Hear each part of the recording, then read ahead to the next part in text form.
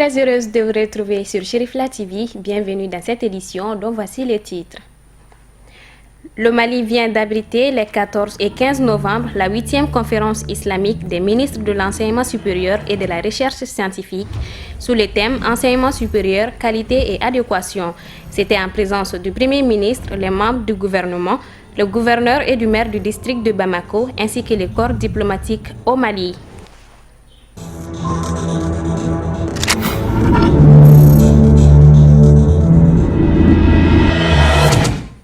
Mesdames et messieurs, bonsoir. Cette 8e session de haut niveau dont la cérémonie d'ouverture solennelle a eu lieu lundi 14 novembre au Palais des Sports de Bamako, sise à Amdalaï ACI 2000, a réuni quasiment les ministres de l'enseignement supérieur et de la recherche scientifique des pays membres de l'OCI ainsi que d'autres institutions internationales, Amadou Diarra et Ibrahim Koulibaly. Ces conférences islamiques des ministres de l'enseignement supérieur et de la recherche scientifique sont organisées depuis 8 ans par l'ISESCO, qui est l'Organisation islamique pour l'éducation, les sciences et la culture. Depuis la première session tenue dans le Royaume d'Arabie Saoudite en 2000, plusieurs autres États membres de l'OCI se sont succédés pour l'organisation de cette grande réunion ancrée dans une tradition. Après la dernière en date dans le Royaume du Maroc, l'honneur revient donc à notre pays d'abriter cette conférence marquée par une table ronde ministérielle sur les technologies modernes pour le développement de l'enseignement supérieur et de la recherche scientifique. Je voudrais tout d'abord, au nom du maire de la commune 4 du district de Bamako et au mien propre, souhaiter à vous, Excellence, Monsieur le Premier ministre, chef du gouvernement, ainsi qu'à la délégation qui vous accompagne et à toute l'assistance, la bienvenue en commune 4 du district de Bamako.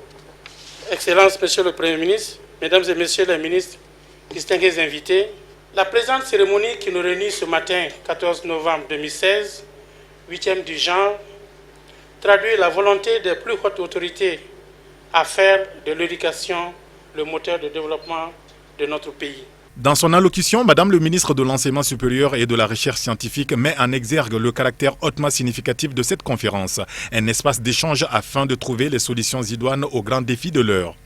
Deux grandes valeurs lient tous nos États. Je veux parler de la Oumma islamique, à laquelle nous appartenons tous, au sein de laquelle Oumma, la première richesse est le capital humain. Ce capital humain qui fait que nous portons des valeurs séculaires, que nous contribuons à renforcer chaque jour que le bon Dieu nous donne encore le souffle. Notre organisation demeure alors le meilleur endroit pour discuter de l'avenir et de notre positionnement dans un monde en perpétuelle mutation.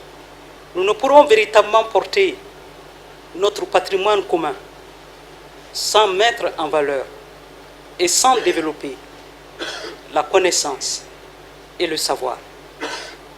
Et le lieu le plus indiqué pour une telle ambition reste naturellement l'enseignement supérieur et la recherche scientifique.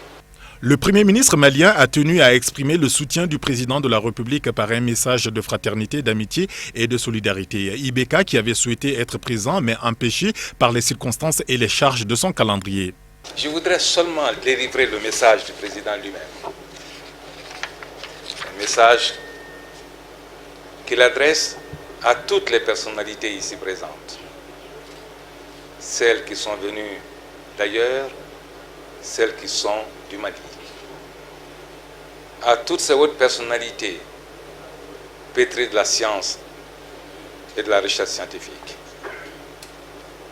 À toutes ces personnalités qui, de façon magistrale, dirigent nos organisations communes, l'organisation de la conférence islamique, l'Institut, profondément dédié à la recherche, à la science et à la culture. Le chef du gouvernement malien, dans ses propos éloquents, déclare que c'est la foi en l'islam qui nous réunit aujourd'hui, la foi à la Oumma islamique qui fait que nous partageons des valeurs communes. La tenue de cette conférence est une fierté pour notre pays qui se remémore encore la solidarité agissante lors des malheureux événements de 2012-2013 où des obscurantistes avaient voulu enterrer vivants les vestiges de notre foi commune. il y a de façon solidaire, de façon remarquable, comme si c'était un seul homme qui avait accouru au chevet du Mali pour condamner ces actes de violence, ces actes terroristes. Aujourd'hui, vous avez décidé de tenir ici cette conférence, comme pour rappeler au monde que le Mali compte encore et qu'il est avec vous. Nous tenons à vous en remercier. Nous vivons cette présence comme étant non seulement une marque d'honneur, mais un immense crédit d'intention. D'autant plus que votre conférence porte sur l'enseignement supérieur et la recherche scientifique. Aujourd'hui, devrions-nous nous souvenir que la géométrie elle-même est née sur les bords du Nil. Devrions-nous nous souvenir que l'astronomie, l'astrologie a fait des progrès immenses dans les territoires de la Oumma islamique. Aujourd'hui, devrons-nous nous rappeler qu'au moment où les hommes deviennent des fauves pour des hommes, c'est la foi en l'islam qui nous permet de rester encore hommes parmi les hommes.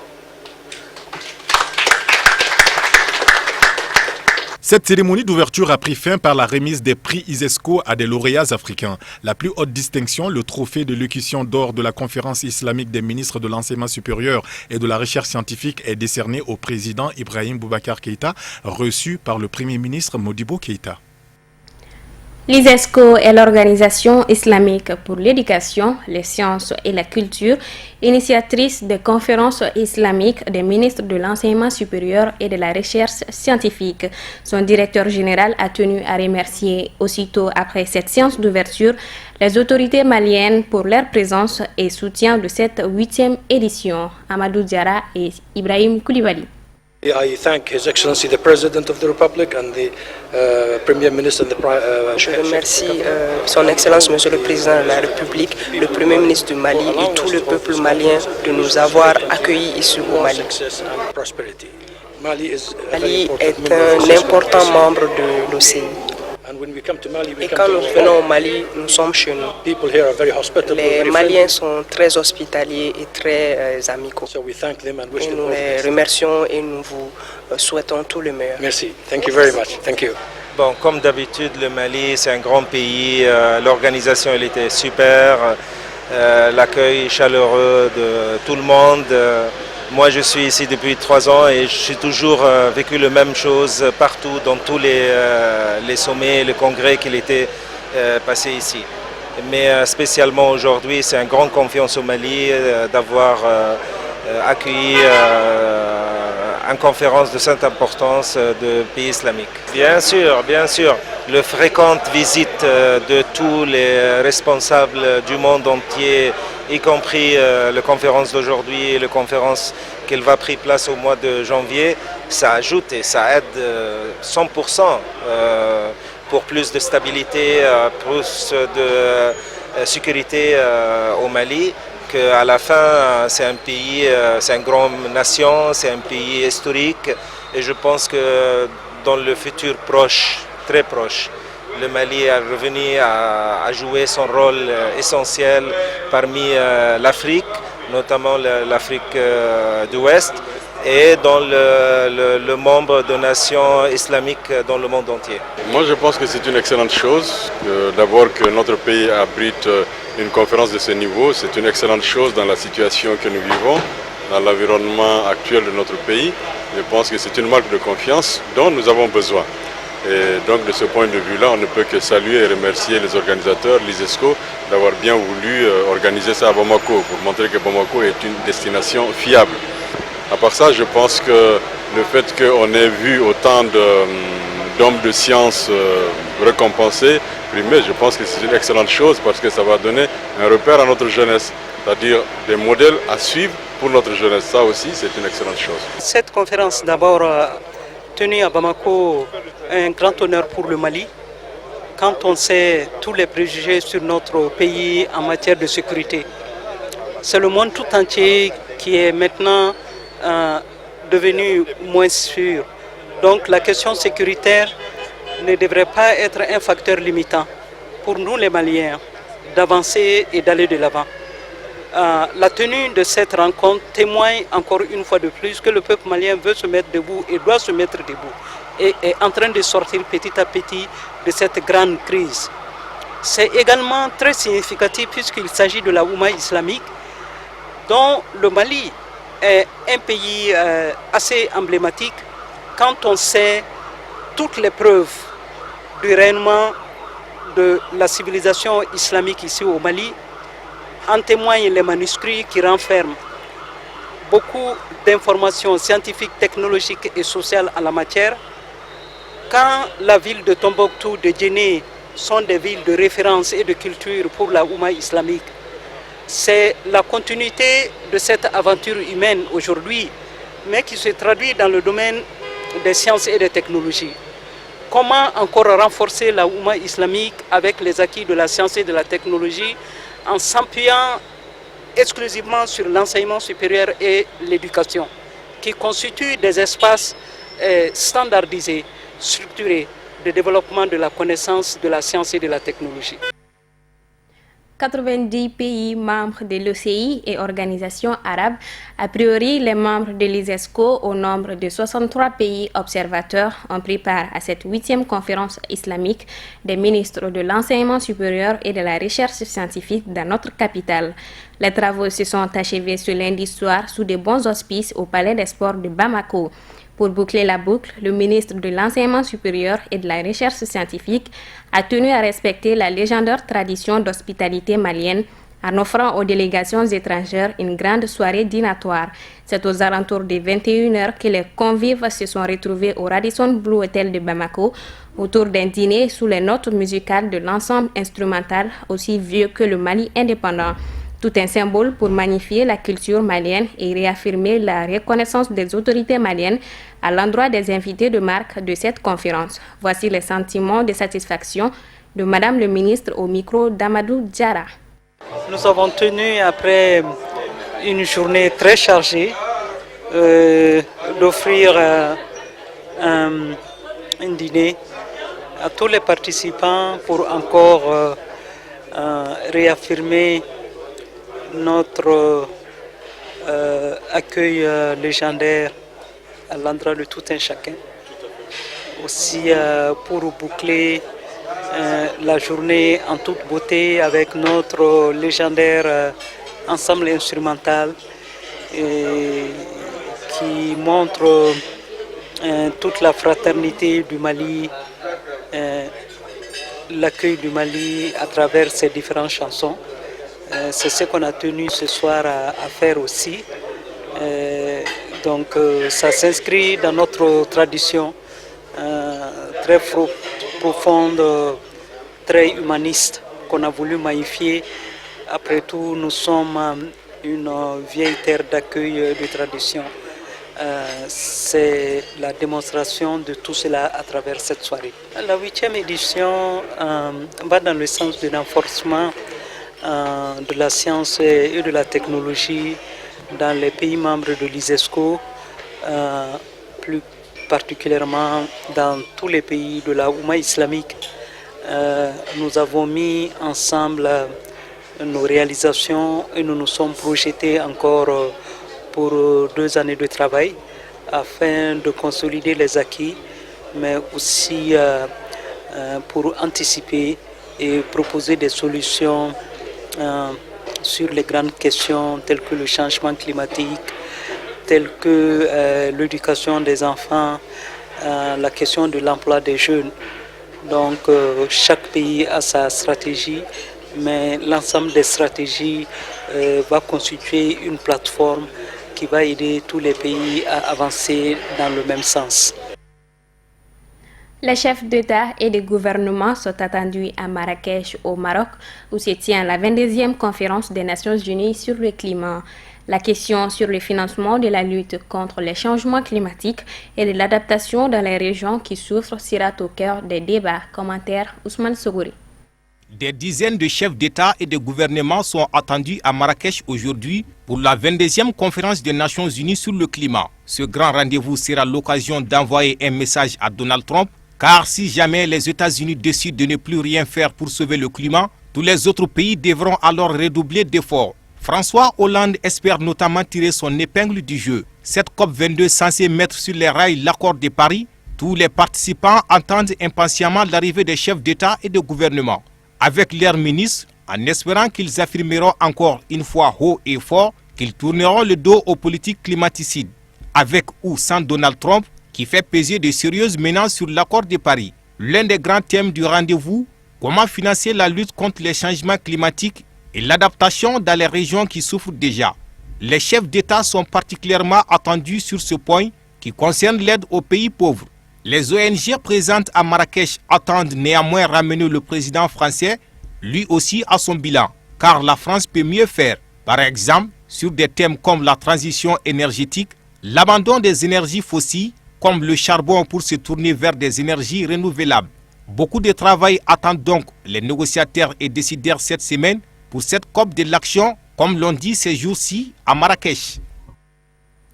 Avant de boucler cette édition, faisons un tour d'horizon de l'actualité africaine. C'est en bref et en images avec Kafouné Bachili.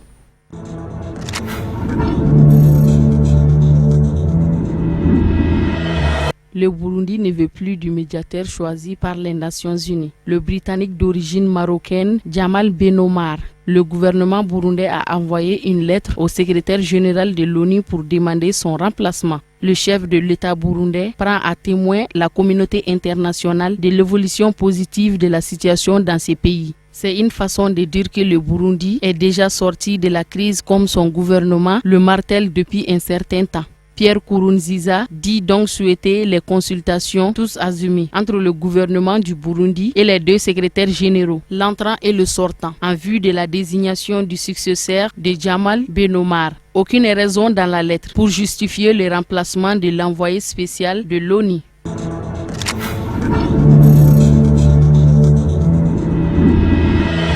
Au Gabon, les tractations en vue d'un dialogue national ont commencé en théorie ce lundi. Depuis sa réélection, le président Ali Bongo tend la main à ses adversaires et souhaite une concertation inclusive pour sortir définitivement de la logique du conflit permanent. Le non au dialogue d'Ali Bongo a jusqu'à présent été suivi par l'opposition. Seules quelques rares personnalités, comme l'ex-directeur de campagne de Jamping, se sont déclarées favorables. Pour contrer les chefs d'État, Jamping a annoncé son propre dialogue dont les commissions ont été déjà créées.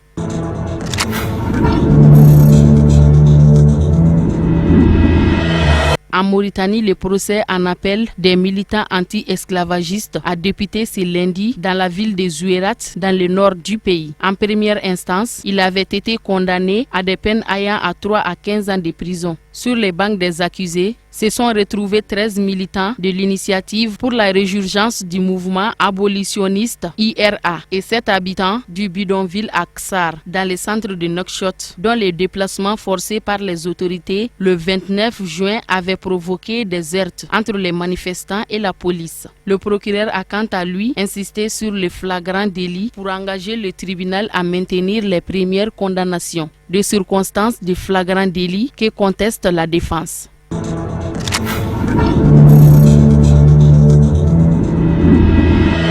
La République démocratique du Congo n'a plus de Premier ministre et de gouvernement après la décision annoncée ce lundi matin d'Augustin Matata Ponyo, un départ attendu et qui est donc désormais officiel. Il a été reçu tôt ce lundi matin à la présidence afin de remettre au chef d'État Joseph Kabila sa démission. La majorité parlementaire soutiendrait le Premier ministre issu des rangs de l'opposition et que cela permettrait ainsi de ne pas violer la disposition de la Constitution qui prévoit que le Premier ministre est issu de la majorité. La délégation de l'opposition au dialogue a ensuite été reçue par le chef de l'État. Aucun visage particulièrement réjoui à l'issue de la rencontre qui pourrait décider de l'identité du futur Premier ministre.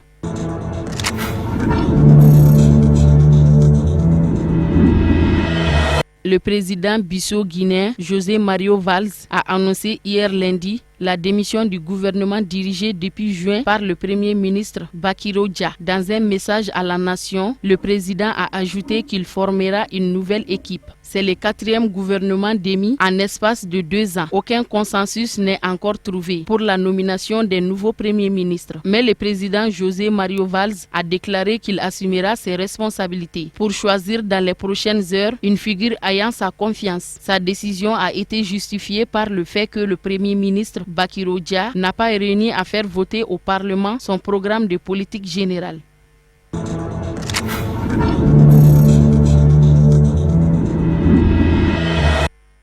Voilà, c'est la fin de cette édition. Merci de l'avoir suivi. Le programme continue sur Cherifla TV. À très bientôt.